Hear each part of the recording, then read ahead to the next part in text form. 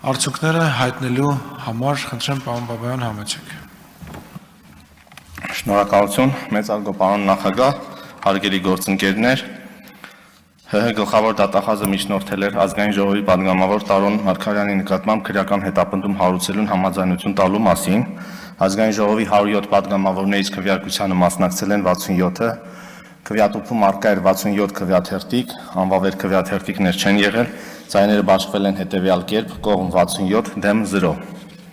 Ինչպես նաև ՀՀ գլխավոր դատախազը միջնորդել էր ազգային ժողովի պատգամավոր Հովիկ Աղազարյանի նկատմամբ քրեական հետապնդում հարուցելուն համաձայնություն տալու մասին։ Ազգային ժողովի 107 պատգամավորներից քվեարկությանը մասնակցել են 67-ը, քվեատուփում առկա էր 67 քվեաթերթիկ, անվավեր քվեաթերթիկներ չեն եղել, ձայները բաշխվել են հետևյալ կերպ՝ կողմ 65 դեմ 2։